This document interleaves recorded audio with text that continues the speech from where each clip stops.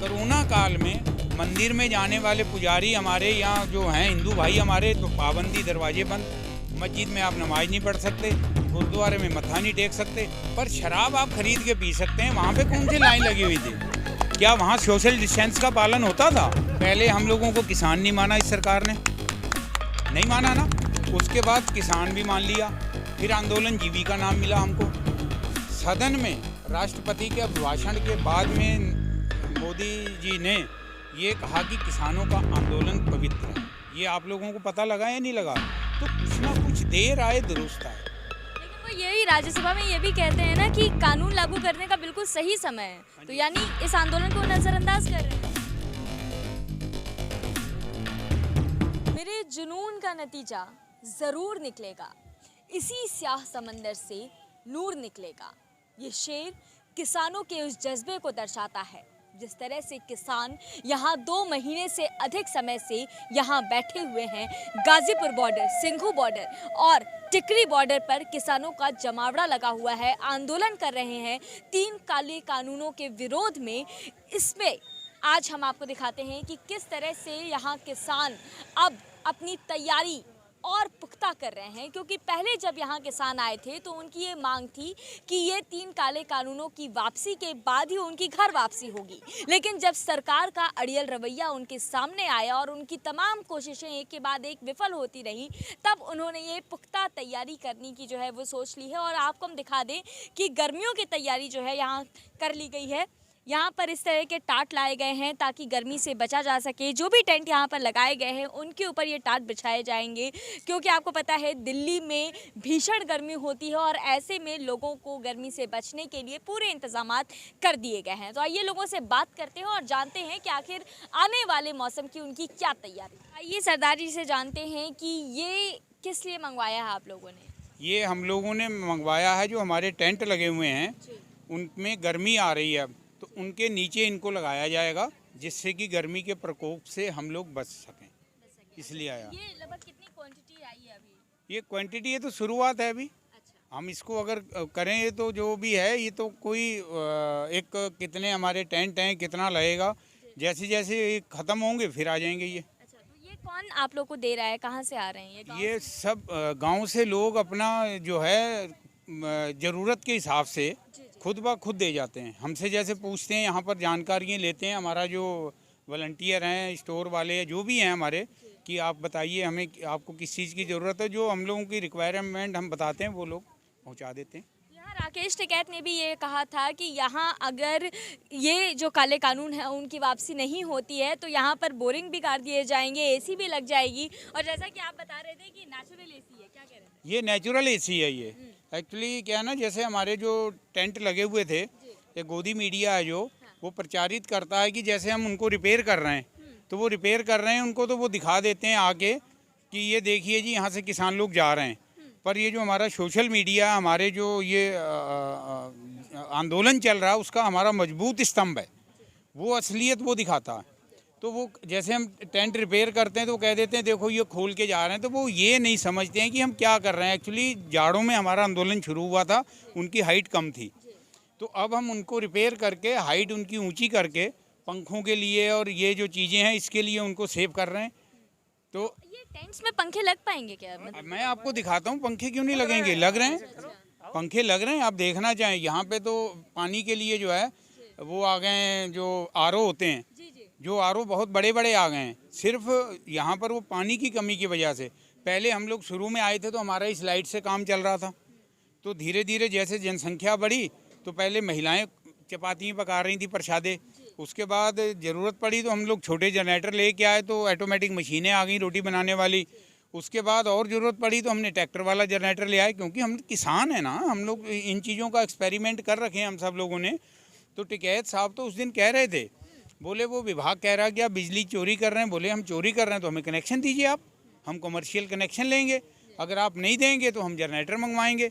तो जनरेटरों में भी हम मोल का तेल नहीं डालेंगे जो हमारे हैं। बोले फिर क्या आप करेंगे? बोले गांव से डीजल आएगा, लोग देंगे, वो उसको डालेंगे हम। तो हाँ, तो वो सब चीज़ यहाँ पे सहयोग से चल रही है, कोई किसी का कैसा नहीं है। तो बड़े जनरेटर भी आ गए, पंखे भी लगने शुरू हो गए, लोगों ने ट्रालियों में पंखे लगा लिए हैं, अच्छा। हाँ एसी लगा लिए हैं। क्या देखिए, किसान हैं हम लोग अगर धूप में जैसे ये होता है जी, अब गर्मी आ रही क्या करेंगे, अरे हम लोग गर्मियों में गेहूं काटते हैं, अप्रैल में मई में जब लू चलती हैं, इतनी भयंकर लू को हम लोग गेहूं काटते हैं, फिर थ्रेशिंग करते हैं, फिर भूसा बांधते हैं। तो ये लू, ये शहर की लू हमें क्या करेगी। है तरीके से चल रहे हैं, जैसे गोदी मीडिया दिखा देता है जी यहाँ तो किसान है नहीं।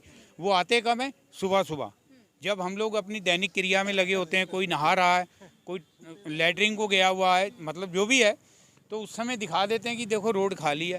भाई रोड खाली है, जब किसान यहाँ नहीं है तो आप बैरिकाडिंग खोल दीजिए, अपनी एम्बुलेंस जाने दीजिए उधर से। देखिए उधर एक स्टेज की तरफ से, परली तरफ से एम्बुलेंस के लिए रास्ता छोड़ रखा था, वो उन्होंने खुद बंद कर दिया। आज देखिए किसानों का सहयोग कि अपने बीच में से एम्बुलेंस हम लोग निकालते हैं कि कोई भी किसी को परेशानी ना हो।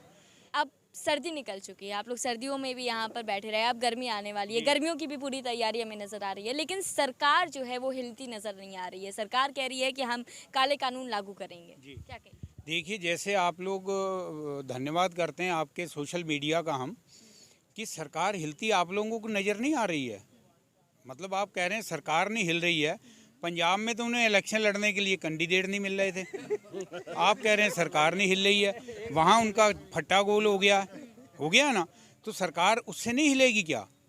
तो पंजाब से हमारा ये आंदोलन शुरू हुआ था, और मैं धन्यवाद, मैं उत्तराखंड से हूँ वैसे, और पंजाब से ये आंदोलन शुरू हुआ था, और आगे हमारे बड़े भाई को छोटा भाई हरियाणा मिला, यहाँ पे हम सब भाई लोग इकट्ठे हो गए, जिसमें तो पूरा देश इकट्ठा हो गया। रेल रोको जो आंदोलन है पूरे देश में सक्सेसफुल हुआ है। ये नहीं है कि क्या कि कितनी गाड़ियाँ रोकी गई हैं। और दूसरा, जैसे आप लोग कहते हैं कि अब पंजाब से उसकी भी शुरुआत होगी दूसरे आंदोलन की, जो उन लोगों को कैंडिडेट नहीं मिल रहे थे। ईवीएम जो खराब का मुद्दा विपक्ष उठाता था, हमने भी आप ही लोगों के चैनल से हम लोगों को जानकारी मिल रही कि उन्हीं के कैंडिडेट कह रहे हैं कि ईवीएम हैक कर ली है इन लोगों ने, कांग्रेस ने ईवीएम हमारी गड़बड़ कर दी है। तो अब धीरे धीरे सद्बुद्धि आएगी, कोई बात नहीं। पहले हम लोगों को किसान नहीं माना, इस सरकार ने नहीं माना ना, उसके बाद किसान भी मान लिया, फिर आंदोलन जीविका नाम मिला हमको। सदन में राष्ट्रपति के अभिभाषण के बाद में मोदी जी ने ये कहा कि किसानों का आंदोलन पवित्र है। ये आप लोगों को पता लगा या नहीं लगा? तो कुछ ना कुछ देर आए दुरुस्त आए। लेकिन वो यही राज्यसभा में ये भी कहते हैं ना कि कानून लागू करने का बिल्कुल सही समय है, तो यानी इस आंदोलन को नज़रअंदाज कर रहे हैं। देखिए कानून, ये तो आम जनता जानती है, मीडिया जानता है कि कानून लागू करने का बिल्कुल वाकई सही समय था। पहले उन्होंने थाली बजवाई, हमने पहले ताली पिटवाई, थाली पिटवाई, हमने खूब पीटी, ठीक है जी। उसके बाद हम लोगों से घर की लड़ाई वो करवाते, अब वो लड़ाई करवाते कि हम लोग उससे पहले ही जागरूक हो गए। लड़ाई इसलिए होती कि हमारा गोभी तो जाती 2 रुपये किलो, हमें परिवार वाले बच्चे हमारे कहते कि आज पापा हमें गोभी खानी है, तो मैंने 2 रुपये किलो, यानी कि किसान ने जो 2 रुपये किलो गोभी बेची थी वो मॉल में ख़रीदने जाता, और वहाँ से मिलती 300 रुपये किलो, तो कभी लेके नहीं आता बेचारा, वो घर में आता तो लड़ाई होती। तो उस लड़ाई से पहले ही हम लोग जागरूक हो गए, तो हम लोग अपनी जगह खड़े हो गए। तो इसलिए कानून लागू करने का अब सही समय आया। उन्होंने तो कोरोना काल में आधी रात को लागू किया, नोटबंदी रात को लागू की, जो स्टेट के मतलब जैसे काम होते हैं, ये जो कानून लागू किया इसमें तो पहले स्टेट से होता है, उसके बाद होता है, उन्होंने अपने आप आधी रात को लागू कर दिया। तो क्या उन्होंने सही टाइम में लागू किया था? कोरोना काल में मंदिर में जाने वाले पुजारी हमारे यहाँ जो हैं हिंदू भाई हमारे, तो पाबंदी, दरवाजे बंद, मस्जिद में आप नमाज नहीं पढ़ सकते, गुरुद्वारे में मत्था नहीं टेक सकते, पर शराब आप खरीद के पी सकते हैं। वहाँ पे कौन सी लाइन लगी हुई थी? क्या वहाँ सोशल डिस्टेंस का पालन होता था? आप ये बताइए कि हमने खुद देखा है कि शराब की जहाँ ठेके थे उनके ऊपर हमने बेटियों तक को लाइन में लगे देखा कि बाप मजबूर हैं, भीड़ ज़्यादा है, मिल नहीं पाएगी, बेटी तू लेके आ। तो ये हम सोशल मीडिया पे देखते रहे, अखबारों में देखते रहे, क्योंकि हम पीने वालों में से तो नहीं है कि हमने वहाँ खड़े होके देखा। तो क्या वहाँ पे कोरोना नहीं था? इनकी चुनावी सभा हो तो कोरोना नहीं है, हम लोग 4 भाई इकट्ठे हो जाएं तो कहते हैं कोरोना है। तो ये चीज़ें हैं ना, तो उन्होंने कोरोना काल में ही ये लागू किया, उनकी प्री प्लानिंग थी, जो उन्होंने कोरोना बना दिया। कोरोना बना के जब उन्होंने देखा कि यार ये जो काश्तकारी है, एग्रीकल्चर है, इनकी तो जीडीपी डाउन नहीं हुई है, इससे तो हमारी जीडीपी ग्रोथ में हुई है। अब जो अंधभक्त हैं मोदी जी के, क्या होता है, जैसे भीड़ इकट्ठी कर ली और मैं जैसे पहले ही प्री प्लानिंग इनको बता दूं कि जब मैं ऐसे करूं तो तुम लोग दोनों हाथ उठा के कहना जिंदाबाद, हाँ हाँ चाहिए। वो कहते नहीं है कि तुम्हें ये चीज़ चाहिए कि नहीं चाहिए, तो जो उनके वो होते हैं वो कहते हैं चाहिए, ऐसे बोलते हैं ना। अब पीछे जो है उन्होंने बात करी कि इस समय जीडीपी बढ़ गई है, तो बढ़ गई है जीडीपी। उन्होंने बताया कि हमारी अब जीडीपी बढ़ गई है। जब उन्होंने कहा हमारी जीडीपी बढ़ गई है, जब ऐसे किया तो बोले हाँ जिंदाबाद जिंदाबाद। आगे उन्होंने धीरे से कह दिया जो मैं जीडीपी बढ़ा रहा हूँ उसका मतलब ये है गैस और डीजल, जी से गैस, डी से डीजल, पी से पेट्रोल कि इनके रेट बढ़ गए हैं। तो बढ़ाया तो उन्होंने ये था, तो जो अंधभक्त थे उन्होंने जिंदाबाद कर दिया। असम में जाके अपने प्रोग्राम में कहते हैं चाय वालों को कि आप लोगों को ये चाहिए कि नहीं चाहिए, कि चाय पत्ती का चाहिए कि नहीं चाहिए, तो कह रहे हैं हाँ जी चाहिए। अरे भाई उनको तो चाहिए, पर जो चाय पत्ती बनने के लिए गुड़ चीनी हमारे पश्चिमी उत्तर प्रदेश से जा रही है, जो चीनी बनती है, जो दूध जाता है गाय भैंसों का, किसानों का, कम से कम मान्यवर उनमें भी आके पूछ लीजिए कि तुम्हें भी चाहिए कि नहीं चाहिए। तो चाय पत्ती वालों को दे देंगे, ना चीनी होगी, ना गुड़ होगा, ना दूध होगा, तो कहाँ चाहिए चाहिए करते रहेंगे। लेकिन आप लोगों को जो चाहिए वो तो नहीं दिया जा रहा है ना। आप लोग चाहते हैं कि काले कानून हटा दिए जाएं। हाँ जी बिल्कुल। आखिर क्या रीजन है कि सरकार नहीं मान रही है? 2 महीने से ज्यादा हो चुके हैं आप लोग यहाँ बैठे हुए। अगर बाबू मुझे रीजन का पता होता ना तो मैं तो कब का मना लिया होता उनको। ये तो उन्हीं का है ना कि उनका क्या रीजन है क्या नहीं है। वास्तविकता तो ये है कि जिनको पता नहीं होता है उनको उस चीज़ का डिपार्टमेंट दे दिया जाता है। जो लात से लंगड़ा होगा उसको बना देंगे खेल मंत्री, और जो टीबी का मरीज होगा वो होगा स्वास्थ्य मंत्री। ठीक है, जिसे ये पता नहीं कि हमारे खेत में लाई कितनी पड़ती है, गेहूँ कौन से पेड़ पे लगती है, खाद कितनी पड़ती है, उसको बना देंगे कृषि मंत्री। कहने को तो जो तोमर जी बता रहे हैं कि वो किसान के परिवार से हैं, तो जब वो किसान के परिवार से हैं तो वो घर वालों से ही तो पूछ के बना लेते कानून, तो बढ़िया रहता। ये उन्होंने भी खुद नहीं बनाया। ये वो जो 2 हैं ना कारपोरेट वाले, उन्होंने बनवाया तो उन्होंने बना दिया। जी सर, यस सर, ये सलूट वाली सरकार है हमारी इस समय। इन्होंने हमारा जो डेमोक्रेसी को चलाने के लिए स्तंभ 4 होते हैं जिनमें हमारा मीडिया जो है वो बहुत अभिन्न है, तो वो उन्होंने होल्ड कर रखा है, बाकी भेज दिया। जैसे कई बार कहते हैं 60 साल 70 सरकार कांग्रेस ने राज किया, उसने क्या किया? उनने यही तो किया जिन सड़कों पे चल रहे उन्होंने बनाया था। जो जहाज़ बेच रहे हो, जो खरीद रहे हो, जो एयरपोर्ट बेच रहे हो, उन्होंने बनाई थी। वो अंग्रेज तो बना के हमें दे नहीं गए थे। उनकी बनी हुई चीज़ें आप बेच रहे हो और वही उनकी कर रहे हो। एजुकेशन जो हमारी है वो कहाँ पिछड़ गई है?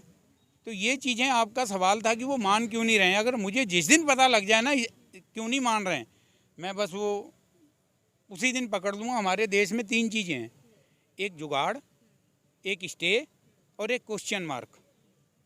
ठीक है जी, ये 3 चीज़ें ऐसी हैं कि आप मैं इस रास्ते से निकलता हूँ, अब कोर्ट में केस दायर करके स्टे ले आइए, मेरा निकलना बंद हो जाएगा। जब तक वो केस चलेगा तो तब तक मेरा स्टे रुका हुआ है। जुगाड़ ऐसा भी हमारी कोई चीज़ ख़राब हो जाए, हमारी कोई पार्लियामेंट में या विधानसभा में हमारी सरकार गिरने वाली हो तो हम ऐसा जुगाड़ लगाएंगे कि फिर खड़ी हो जाती है, क्योंकि वो ट्रेडिंग कर लेते हैं। एक सवाल है मेरा, जो लोग किसान आंदोलन में आ रहे हैं उन लोगों को गिरफ्तार किया, कई किसान नेताओं को भी गिरफ्तार किया जा रहा है, इसको लेकर के आप क्या कहेंगे? क्योंकि ये भी जो है वो पंजाब में कुछ नेता ये भी कह रहे हैं कि आप लोग गिरफ्तारी ना दें। अगर दिल्ली पुलिस की तरफ से कॉल आती है आपको हाजिरी के लिए तो आप वहाँ पर ना जाएं, बल्कि पुलिस वाले अगर आएँ तो उन्हें वहीं बिठा लें और गाँव वालों को के सामने।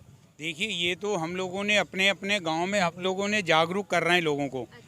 कि आप लोग यहाँ थोड़ा सा आप जो देखते हैं भीड़ कम होने का कारण क्या है कि इस समय शादियों का भी बहुत शगुन चल रहा है, नंबर 1। नंबर 2, आलू की खुदाई चल रही है। नंबर 2, हमारे कहीं गन्ने की बुआई चल रही है, कहीं गन्ने की छिलाई चल रही है। ठीक है जी। अब हमारी जो गेहूँ है, गेहूँ की जो बाली निकलने वाली है उसकी तैयारी हो रही है, उस पर हमें स्प्रे करने हैं, उसका पानी देना है, ये सारे काम करने हैं। दूसरा, कुछ रेल रोको आंदोलन के लिए भी जाना था। तीसरा, हमने गांव-गांव में अपनी समितियां बना रखी हैं लोगों को जागरूक करने के लिए, सिर्फ इसीलिए कि यहाँ पर जो केस दर्ज हो रहे हैं इसी तरीके से पीछे भी कर रहे हैं वो, और कि इनसे हमें जागरूक होना चाहिए। अगर कोई भी पुलिस आती है, अगर किसी को भी हैंडल करती है, थाने में चौकी में जहाँ लेके जाए, शांतिपूर्व तरीके से वहाँ जाके आप लोग इकट्ठे हों और उनसे बंदा अपने को रिलीज करने के लिए कहें, तो इसलिए हम लोग हर तरफ से हैं घिरे हुए। तो हम अपनी ड्यूटियाँ समझ रहे हैं और हम सीरियल बाई आ रहे हैं जा रहे हैं। जैसे कि मान लीजिए गांव से हमारे 5 आते हैं, तो 5 उनके लिए गांव में उनके घर के लिए खड़े भी रहते हैं। किसी की जानवर हैं, बच्चे हैं, फसल है, तो उसको हम लोग अपने तरीके से कर रहे हैं काम उसको।